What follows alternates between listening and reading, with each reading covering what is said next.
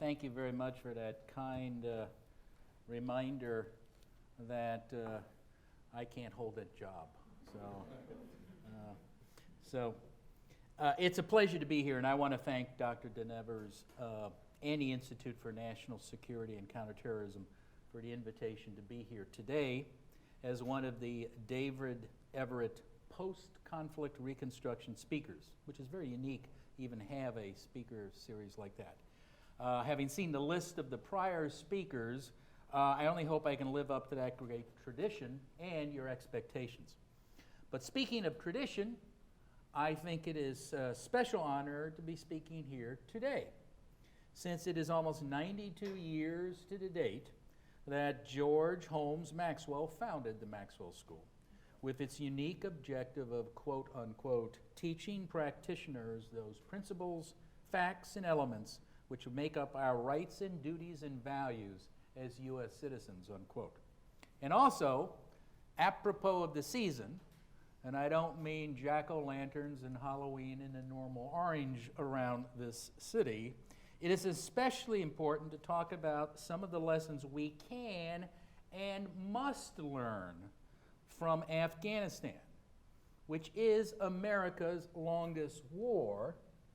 And apropos of last night's debate, we could also call it America's longest forgotten war. I didn't hear any discussion of Afghanistan, did you? And this isn't unusual. I think somebody actually commented that in the last two presidential cycles, a total of about 10 to 12 words were mentioned on Afghanistan. But we will spend more than that today about Afghanistan. But before I do, let me pause here and ask, since this is a center of higher learning, an existential question. An existential question that audiences such as yourselves have asked of speakers such as me for centuries. And that is, who are you, and why should I be listening to you? Especially since I probably, meaning you, probably spent time watching the debate last night and not doing your homework, or time over at Fagan's because it was flip night. So why am I here and why should you be here?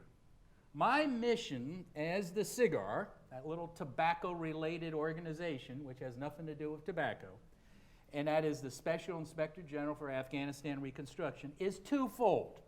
One, to identify and prevent waste, fraud, and abuse in Afghanistan reconstruction effort. And the second, to provide recommendations to allow us to better respond to future contingencies, the ones you may find yourselves working on a decade or two from now. Now, you may wonder, why did Congress create this strange organization called SIGAR? Just to focus on reconstruction in Afghanistan, of all places. Now, to understand that, you need to understand the sheer scale of the effort on reconstruction in Afghanistan. To date, the United States taxpayer has spent nearly $115 billion, that's billion with a B, on the Afghanistan reconstruction effort.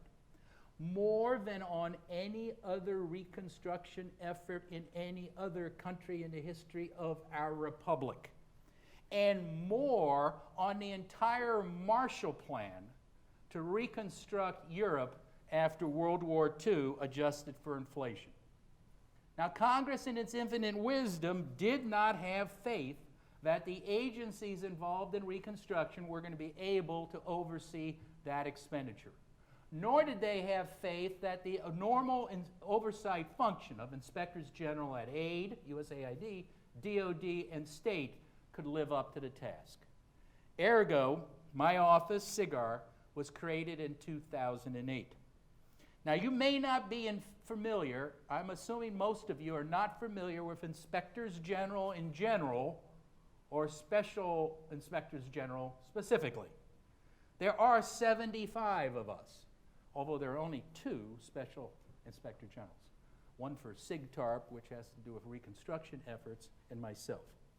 What makes SIGAR unique among all of them is, first of all, we are not housed in any particular federal agency like all the rest of the IGs, special and otherwise.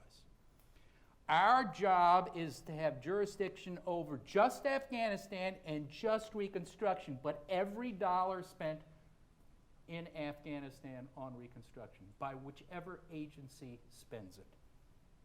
So whether it's salaries for the Afghan Army and Police, paid for by the Department of Defense, hospitals and schools paid for by USAID, drug eradication and law enforcement paid for by the State Department and the Justice Department, or USDA funding to set up a soybean market, which unfortunately failed to the tune of $30 million in Afghanistan, that's our job to oversee. Given the scale of the investment, it is a daunting enterprise, and time is of the essence. SIGAR is a temporary agency. Yes, there are temporary agencies in Washington, D.C., not like the old T-testing board that survived for 200 years. We do go out of existence when the amount of authorized, appropriated, and not yet spent funds fall below $250 million. Unfortunately, there is $10 billion in the pipeline of authorized, appropriated, and not yet spent funds. But regardless, we know the American people are tired of this war in Afghanistan. So I demand that my roughly 200 employees must move fast, work hard, and maintain what I call a FITB, fire in the belly. And we're not simply bean counters sitting behind desks in D.C. We have now approximately 35 people forward deployed in Kabul and are constantly rotating headquarters staff, auditors and investigators and inspectors through there every year.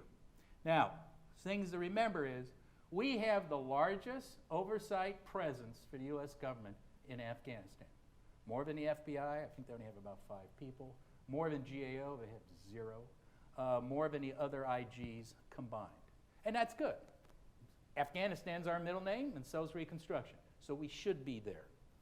Given that security is so bad that you have to take a helicopter for the 3-kilometer trek from the airport in downtown Kabul to the embassy in downtown Kabul, it is a tough environment, and I'm grateful to my staff for taking up this important work. Their sacrifices have resulted in some impressive results.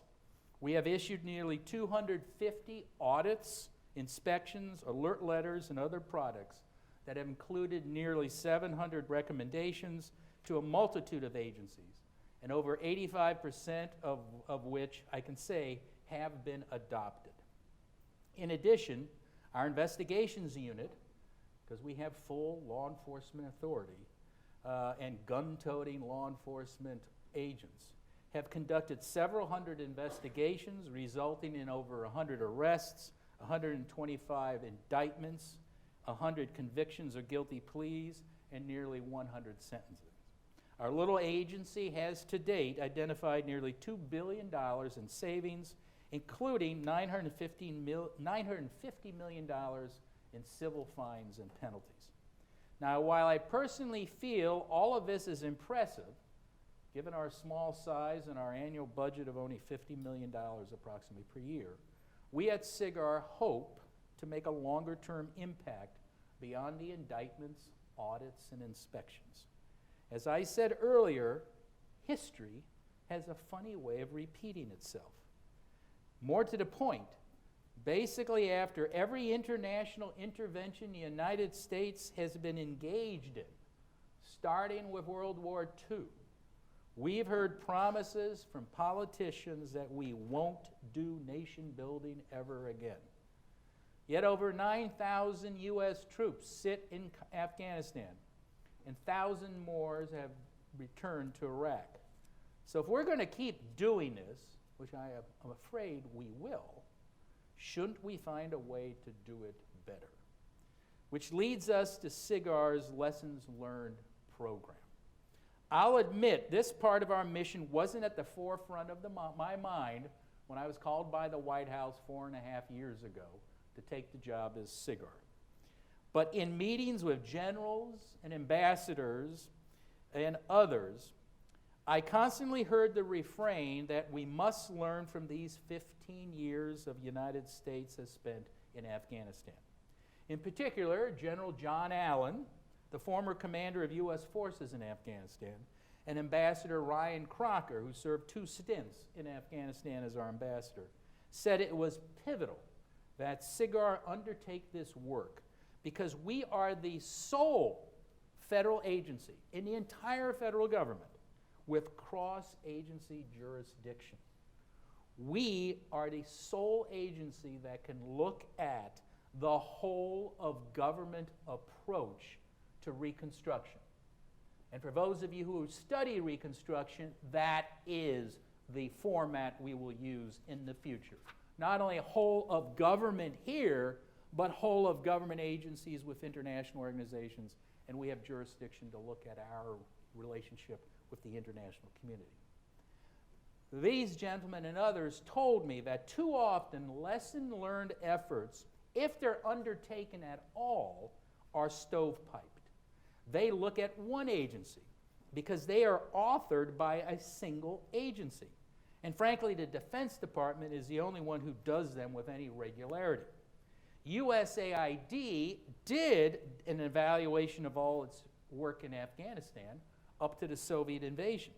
It was written in the early 1980s. It was a massive tome and well written and identified many problems that we find today with USAID programs in Afghanistan. Unfortunately, we could only find one copy of it, and it was located in a library in Kabul, and we could find no one in USAID or our embassy who had ever heard of it or read it. That's the question between lessons observed, lessons learned, and lessons actually applied. So SIGAR has set up a lessons learned program, and we are currently undertaking a half dozen separate reports with more to come on everything from U.S. counter-narcotics, strategy in Afghanistan, to the interagency policy process. But the first one out of the gate, which was released just last month, appropriately, and this is it, it's online, although we have some hard copies in the back, focused on anti-corruption efforts in Afghanistan. The report, called Corruption and Conflict, Lessons from the U.S. Experience in Afghanistan, is also available on our website, www.sigar.mil. And yes, contrary to popular belief, there are places more corrupt than Albany, in my old stomping grounds of Cleveland and Youngstown, Ohio. And in particular, Afghanistan is one of them. Prior to the release of our report, the significance of corruption and its impact on Reconstruction efforts was best summed up by a report commissioned by now Chairman of the Joint Chiefs, General Joe Dunford, back when he was the commanding general in Afghanistan. That report stated, quote, "The corruption directly threatens the viability and legitimacy of the Afghan state, alienates key elements of the population, discredits the government and security forces, undermines international support, subverts state functions and rule of law, robs the state of revenue, and creates barriers to economic growth." In other words, it's a problem. SIGAR's recently released Lessons Learned report, nearly 2 years in the making, interviewed dozens of officials from all the relevant agencies, including state, DOD, aid, treasury, justice, all the other government agencies, as well as the Afghan government and the European comrades, and reviewed thousands of documents. Remember, whole of government approach. Many of these documents were open sources, and some were not available to the public. In short, our research found, similarly, what the Dunford report found when looking at DOD. It found that anti-corruption efforts were often the ugly stepchild of the Reconstruction effort, that the international Reconstruction efforts actually made corruption worse. Other policy and political objectives were given a higher priority, and even when anti-corruption efforts were prioritized, they met a wall of resistance from the Afghan government. But as our report noted, rather than being subordinate to or mutually exclusive from security or Reconstruction goals, anti-corruption efforts are a fundamental piece of creating lasting security, political stability, and a strong and sustainable Afghan economy. All things, you'll note, that Afghanistan currently lacks. The United States and our coalition partners obviously did not enter Afghanistan with the goal of making corruption worse. And certainly, corruption existed in Afghanistan years before we arrived in 2001. But early on, in an effort to maintain a light footprint in Afghanistan, the U.S. decided to partner with abusive and corrupt warlords in order to run al-Qaeda and the Taliban out of the country. These individuals were then in a position to demand positions in the newly formed Afghan government, which enabled them to access the streams of cash pouring into a virtually non-existent economy, with a complete lack of judicial and legal structures to prevent abuse. Combined with limited U.S. oversight of funds and our government's perverse incentive structure, which rewards U.S. government officials with pushing money out the door without ever holding any accountable for how well that money is spent, U.S. and coalition taxpayer dollars were sloshing around the Afghan economy like a bathtub running over. Eventually, 8 years into the Reconstruction effort, U.S. officials became increasingly concerned that corruption was fueling the insurgency by financing insurgent groups and stoking popular grievances. U.S. agencies, notably Treasury, the Justice Department, and others, set up and supported several U.S. and Afghan organizations to tackle the problem. However, by then, the U.S. efforts in Afghanistan were so deeply entrenched that there were two major obstacles to the success of these anti-corruption efforts. First, U.S. efforts were increasingly reliant on the cooperation of the Afghan government to achieve certain security goals and were hesitant to rock the boat. And second, even when they mustered the fortitude to rock the boat, the Afghans knew they had us over the barrel. For example, an aide to then-President Karzai named Mohammad Zia Salehi was thought to have contributed to the laundering of nearly $3 billion out of the country. The U.S. mentored Major Crimes Task Force, it was an Afghan task force, used wiretaps to collect enough evidence, and working with Afghan law enforcement, played the tapes to a senior aide to Karzai who authorized Salehi's arrest. In July 2010, the task force arrested Salehi. Within hours, President Karzai ordered his release, and charges were ultimately dropped. The task force never again felt it could successfully prosecute cases in Afghanistan.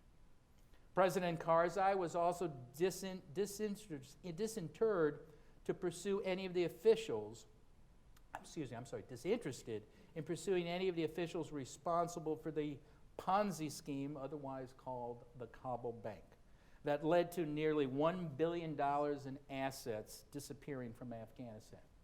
Now that's equivalent to $1 trillion here in the United States. The reluctance was not limited to Afghan officials.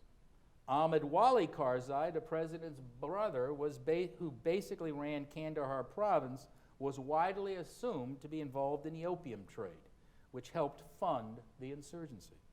Yet coalition commanders operating in Kandahar would consistently state that they needed Karzai's assistance to know what was going on in Kandahar and to protect their forces. And we have to admit, and we do say so in the report, that the situation in Kandahar deteriorated after Karzai was assassinated in 2011.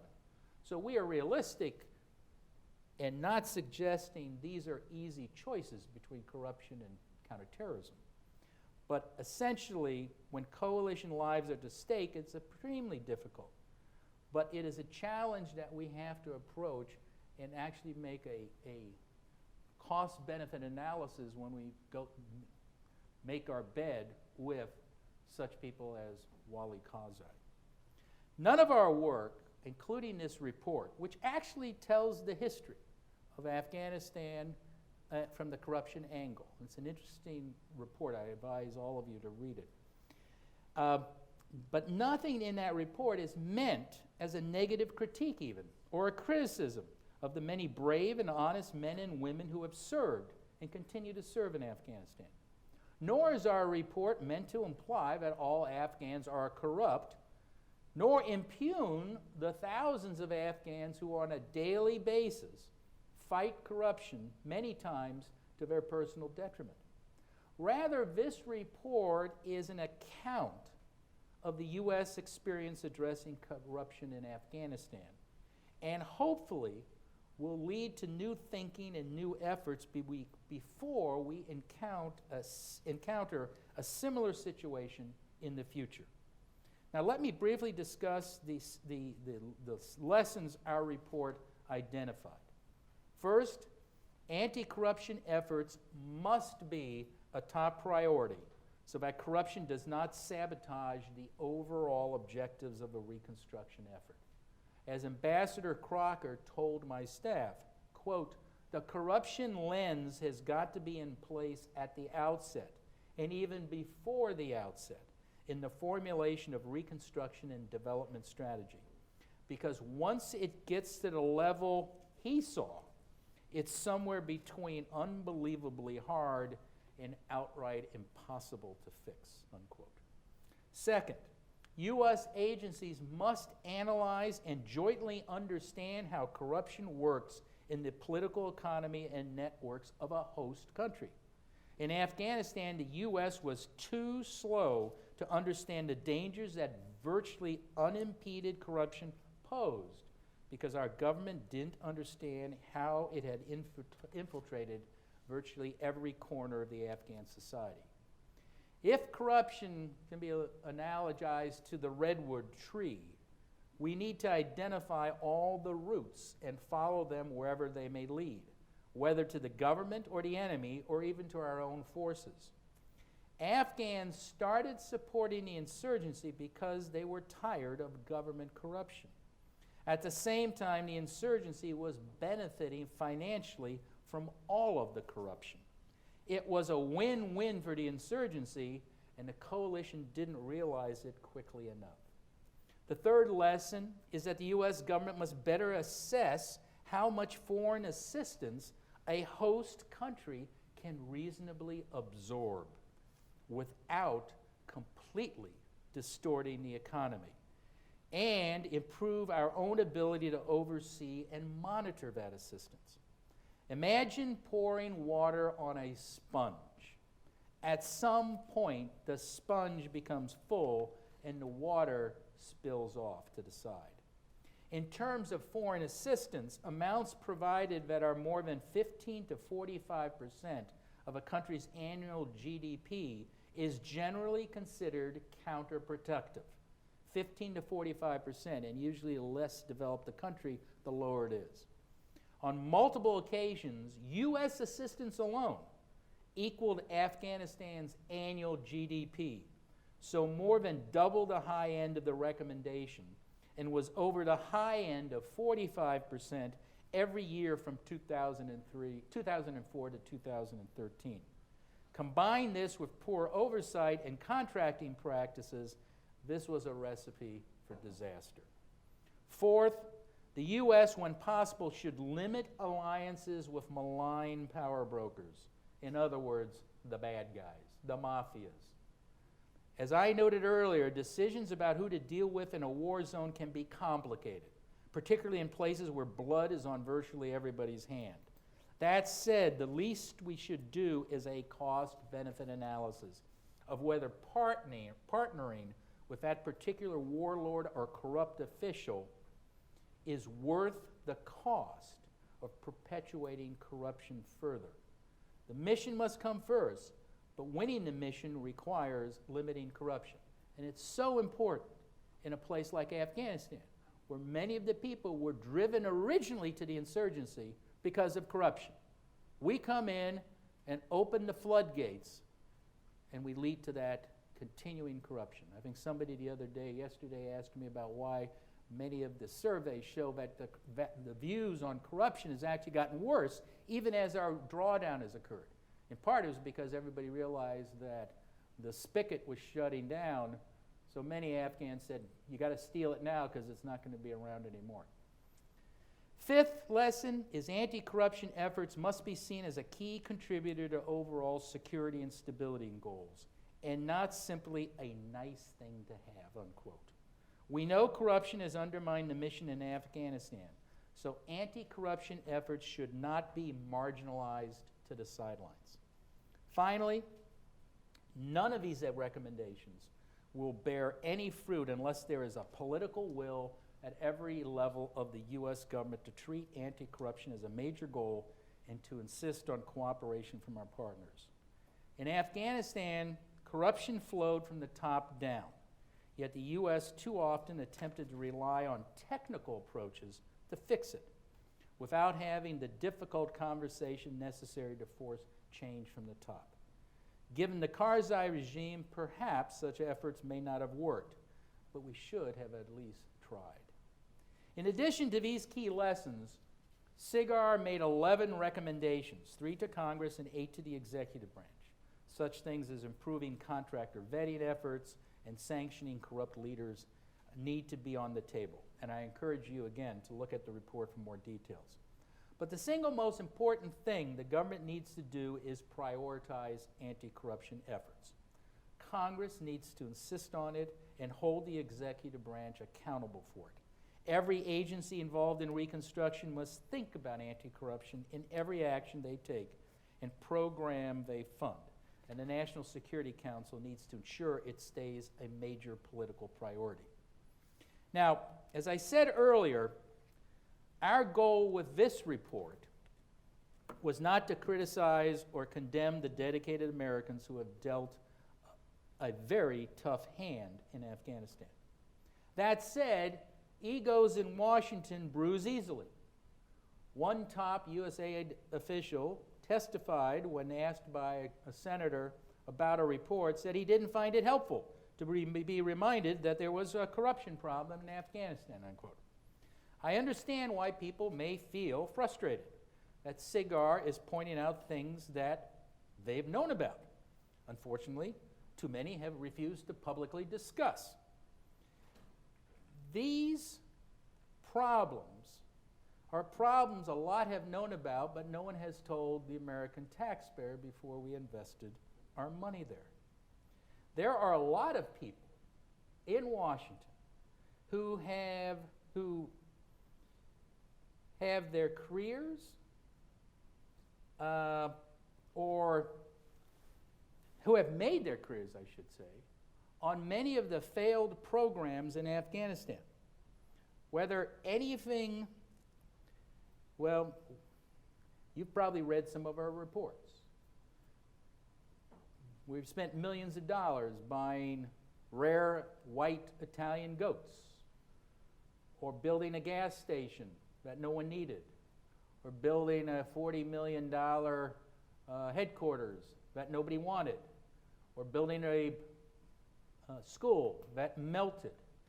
Many people, whether they're ambassadors, generals, bureaucrats, contractors, or even congressional staff, have an invested interest in many of the programs that we are pointing out.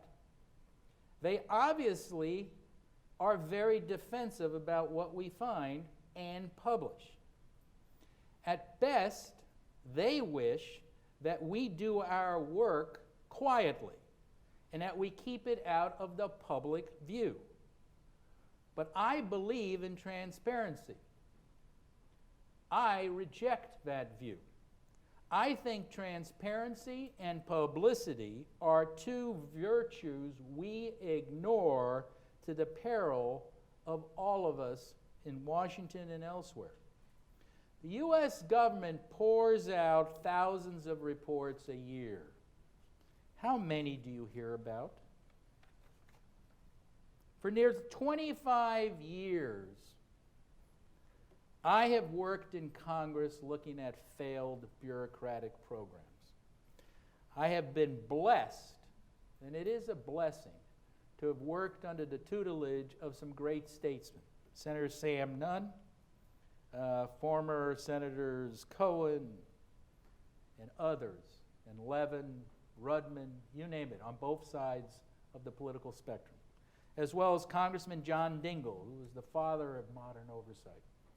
And I learned from all of them that if you want to change something in Washington, it needs to be under the public spotlight. In the oft-quoted statement of former Supreme Court Justice Brandeis, quote, "Sunlight is the best disinfectant."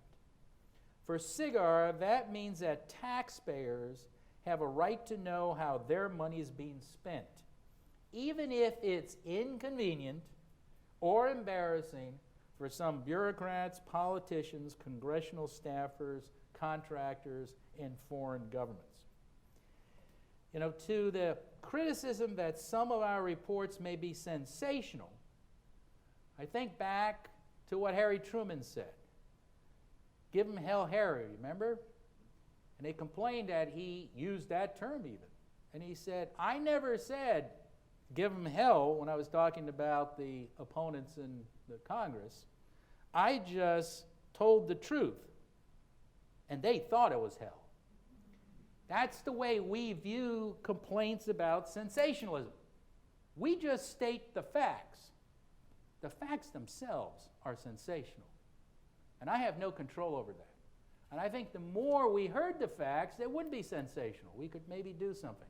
You know, I don't know if any of you have had a family member, colleague who's had an abuse with narcotics or alcohol and have worked their way, very difficult thing. View corruption, view incompetency, view waste, fraud, and abuse almost like having a drug problem. The first step, there may be 7 steps for alcohol and drugs, but the first step for all of that is recognizing you have a problem. If you hide the reports under classification, bogus classification, or you don't want it publicized, you're not admitting you got a problem. And that's what we face in Washington. That's what every IG faces in Washington, D.C.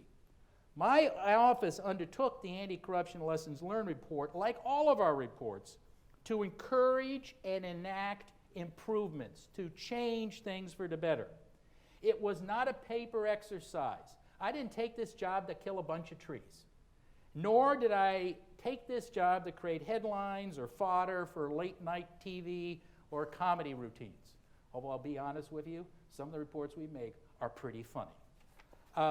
It is important to all of you who plan to be practitioners in public policy, administration, the law, journalism, or whatever, to remember the fundamental importance of transparency and publicity in any democracy, whether it's the United States or any country overseas. Jeremy Bentham said that without publicity, no good is permanent. Under the auspices of publicity, no evil can continue. This has been the bedrock of our republic. Remember, it was Thomas Jefferson who said he would rather have a free press without a government than a government without a free press. But in practical terms, why is transparency and publicity so important? I've learned from my years of studying government bureaucracies, there are a number of reasons. First of all, transparency and publicity can bring problems to the attention of senior leaders whose staff generally avoid telling them bad news. Transparency and publicity can deter government contractors from cutting corners using substandard materials or tolerating unsafe practices. SIGAR has referred over 750 entities for suspension and debarment, essentially recommending they be prevented from working with the government. And it's not one of those things that a contractor wants to know about or be listed for. Transparency and publicity can deter fraud. When someone considering breaking the law reads about a federal civilian military member or contractor going to jail and paying big fines, they may decide to resist the entreaties of whoever incentivizing them to look the other way. Transparency and publicity can encourage people to come forward to the IG community or other law enforcement agencies. Some of our best tips have come from senior officials, including generals and ambassadors, who approach us because they know about us and they know we do something with this from the press.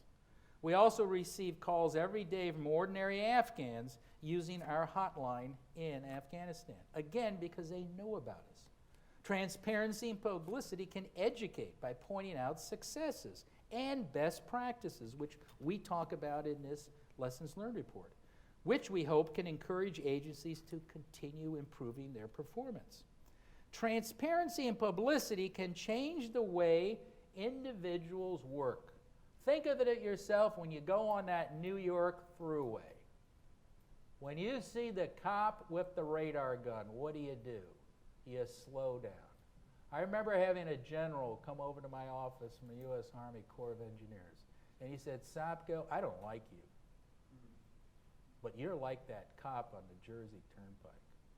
I look in the rearview mirror when I know you're doing an investigation. And it's very interesting. We had a staffer who went back to Christmas family get-together last Christmas in Minnesota. And he heard one of his uncles or whatever, who was a contractor, talking to somebody else about a contract, and he didn't want to get in trouble. And he was saying, what's this all about? He says, well, I don't want to end up like those guys in Camp Leatherneck. Well, that was the 64K building we exposed. That was the one where it was the headline in the Military Times saying, what the hell were they thinking? They built a 64,000 square foot building that the people who were in Camp Leatherneck, which was our military base, didn't want and said we'll never use it, so don't build it. But we spent $36 million anyway. So when a guy who is going for a contract in Minnesota says, I don't want to get in trouble on this contract in Afghanistan, and cites one of our reports, you know we have actually reached out and touched someone. We've reached out and touched the average contractor who says, I don't want to end up on the front page of the New York Times or the Military Times. And most importantly, transparency and publicity gives American taxpayers, I think now more than ever with the current election cycle, and it also gives congressional appropriators and other committees confidence that someone appointed by the President of the United States is interested in looking at how our tax dollars are spent. Now, let's face it, no matter how good our SIGAR reports, or a GAO report, or a congressional committee report, or a report or study done right here in Syracuse University can be, if it falls into the background noise of Washington politics or Northern New York politics in Northern New York and goes unnoticed, does it really help anyone? I hope SIGAR's legacy will be judged on what improvements we've made as a result of our work. We cannot simply play the game the agencies would prefer we play in Washington and slip our reports under the door and in the middle of the night with the hope that the taxpayer is none the wiser. So after 15 years and nearly $115 billion of reconstruction, we have to learn the lessons we can from Afghanistan. Unchecked corruption in Afghanistan continues to threaten the reconstruction effort. Time is running out. Surveys indicate that Afghan optimism is at its lowest level in decades, as is confidence in the government. If we are going to work with the Afghans to address this problem, we must identify what we've done wrong in the past, how we can improve it in the future, and make sure those lessons cut through the Beltway noise. And if we do so, one day, you all may find yourself working on a reconstruction effort in Syria, Yemen, or you name it, And I hope you'll try and keep some of these things that will be printed in these reports as they come over the next year or so in mind. And that's why I'm happy to speak to you today, and even happier to answer any questions you have. Thank you.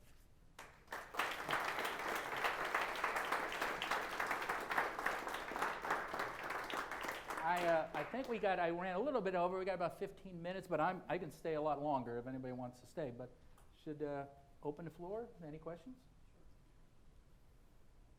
Silence falls on. Yes, sir. You mentioned the number of 115 billion, and you said you recovered 2 billion. So just doing the math, that's 98.4% that you didn't see anything wrong with. So by that metric, we're doing pretty good. What's the best metric to measure corruption? Can you pick out a number? I know there's Transparency International, they have their version of how to do it. But if I'm going to look at any one number, what one would you tell us to look at? That's not a good metric, how much we've recovered and compared to the total amount spent. Because we're like, and apropos of Syracuse University, we're like investigator Colombo, Peter Falk, who graduated same place, from Maxwell School, I think. By the time we show up, not only is the body gone, even the chalk outline is gone. I mean, most of the money spent in Afghanistan was spent before I showed up, 4.5 years ago. So it's very difficult for us to find out how bad things are. The record keeping is horrendous. And now the security situation is even worse, that nobody can get out there and see the horror stories. So how much money's been wasted? I get asked that question all the time by Congress and reporters and whatever, and I can't really tell you. I can tell you it's in the billions, and I can also tell you it's too much.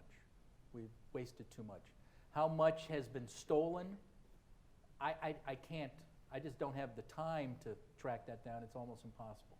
I know the Wartime Contracting Commission, which was set up by Congress and looked at Iraq and Afghanistan, I think I'm trying to think, it was a 60, 70 billion they came up, but I don't know where they came up with that number. I can just tell you, almost every program we look at, I'm not saying it's stolen, the money's stolen, but it's just waste. I mean, and it's unfortunate. There are successes. I don't want you to go away and say all of that money and the 2,400 GIs who died was a waste. It wasn't. Things are better in Afghanistan. But ultimately, I mean, it has to be better. You pour that much money in such a small country, something's going to stick. Something's going to work. The real question is, could we have done it better?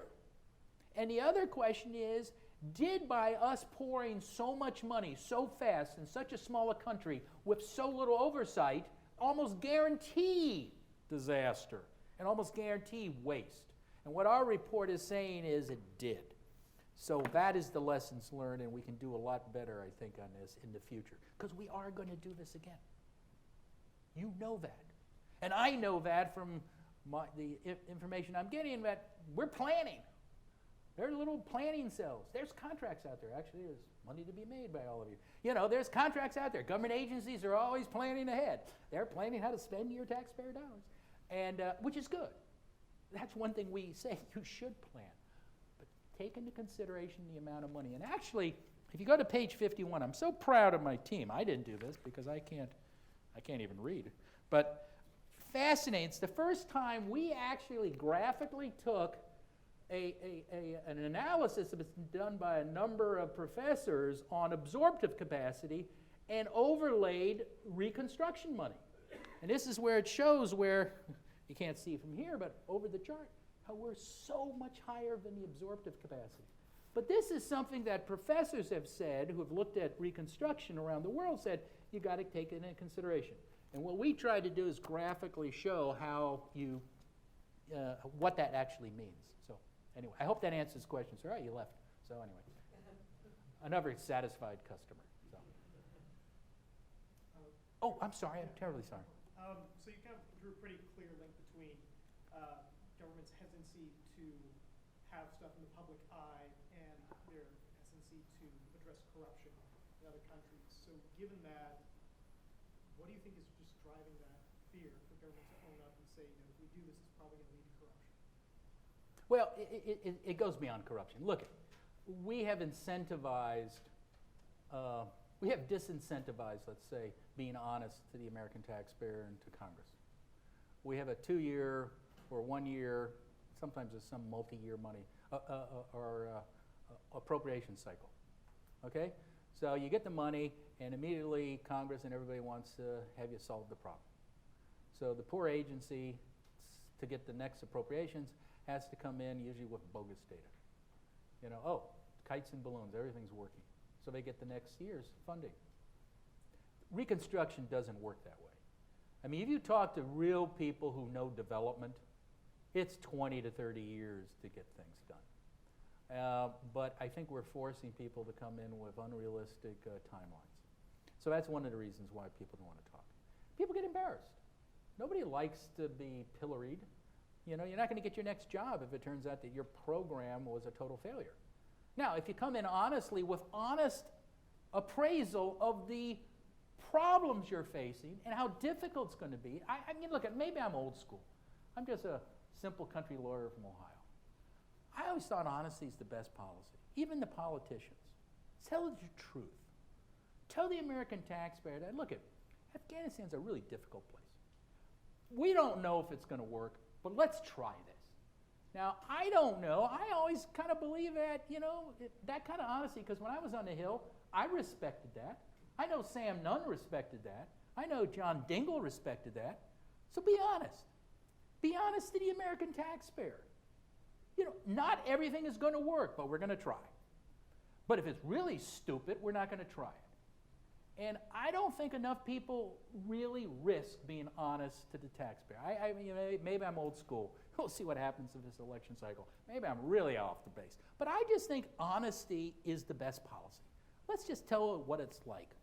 Wouldn't that be a real refreshing breath of fresh air to find people honestly come in and say, we don't know if it's going to work, but we think we should. But we're going to, reason we're doing it is for the following reasons. And I'll tell you, this is the problem we find time and time again. And I talked to a class today about it. Inputs, outputs, outcomes. You know what those are? Inputs, outputs, outcomes. If you guys walk away today understanding those three principles, you could go down in history as a tremendously important bureaucrat in Washington. Because I find people, ambassadors, generals, and what, who don't know the difference.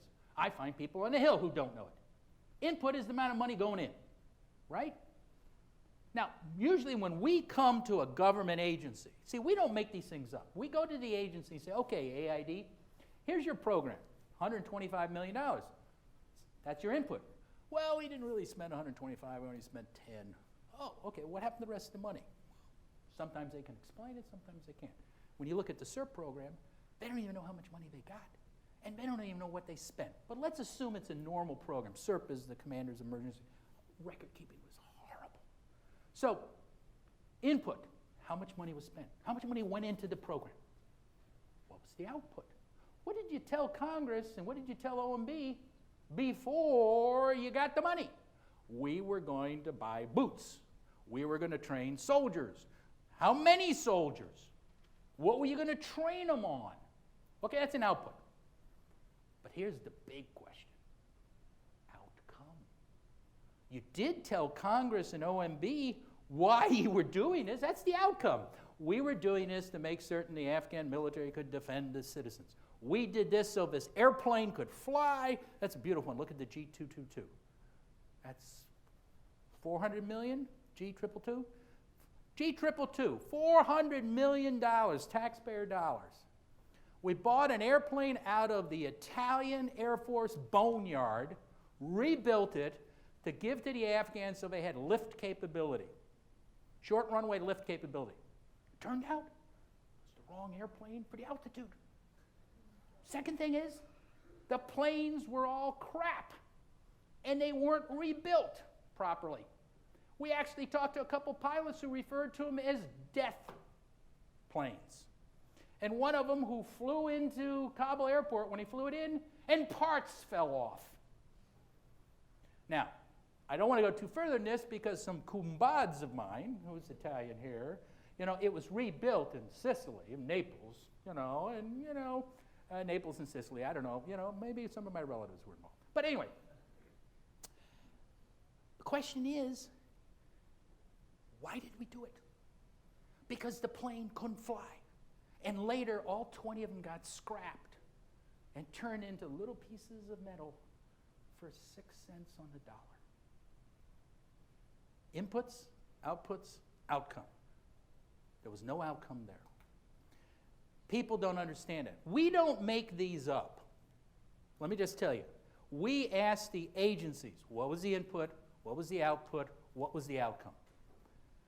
Be honest with us. And most agencies don't. Now, part of the problem is rotation. You're only there for 6 months, 9 months, a year. You know, when the shit hits the fan, excuse my French, I'm gone. Somebody else is going to deal with it, okay? Or the contracting officer gets rewarded for putting money on contract. I've had many contracting officers come up to me and say, look, John, I agree with you, but I get my performance review on how many millions of dollars I put on contract. I'm not rewarded on whether the contract, they don't even care if it works or not. But I get my reward and then I'm gone. That's what we face. And I don't want to, I'm not filibustering, but while we're on this subject, just keep this in mind. What we are seeing in Afghanistan is what's wrong with the way the U.S. government works. Our HR system is broke. And if you don't believe me, then why did a Chinese or somebody have every known personnel record of every government employee? And they didn't even know they were being stolen. Why is it that you can't hire the right person and you can't fire the wrong person? Why is it that since World War II, we haven't been able to rotate troops properly? We haven't figured that out, you know? Procurement. General Accounting Office, or General Accountability Office, it was changed, and I use the old name because I grew up with him. GAO has had a high-risk list. A list since 1991 of every major program in the United States government that's going to fail or is at risk to fail. DoD procurement has been the first one on that list and been on that list and has never come on that list since 1991. And I throw this out. When's the last time you heard the DoD IG say that? We don't want to make waves. Okay, but it's on the list. So you give a broken HR system to our poor guys over in Afghanistan. You give them a procurement system to our poor guys in Afghanistan. You give all of these broken tools to our ambassadors, to our aid officials, to our DoD officials, and then you wonder why we can produce a report like this? It's easy. It's broke. Now, this is not partisan. This is the way the government works, and we as taxpayers and we as IGs have to expose it. My job is not to, I don't do policy. I just do process. I give you the facts. You, the taxpayer's representative, Congress, and the administration deals with it. We just report the facts. And here's one thing I will tell you. No one has been able to show any facts we have produced in any of our reports. And we produce now 30-some reports a quarter. When I came, there was only 3 a quarter. No one has ever shown any of the facts being wrong. I take it back. Once there was. We used an aid number and it was wrong. And we corrected it. We got the number from USAID. So keep that in mind. As Harry Truman said, you know, I didn't give them hell. I just reported the facts, and they thought they were in hell. And that's what we do for a living. Yes, ma'am. How do you or other government agencies determine or measure the absorbability of a nation or a government in terms of the amount of developmental programs that they can and are willing to absorb, and also the threshold of what is too much? I You're beyond my pay grade. I didn't come up with the analysis. A number of professors around the world had sort of accepted this 15 to 45%, and the worse the country is, or less developed, the lower it should be if it overwhelms them. I don't know how they came up with that, to be honest with you. It's described in the report. How much money will they take?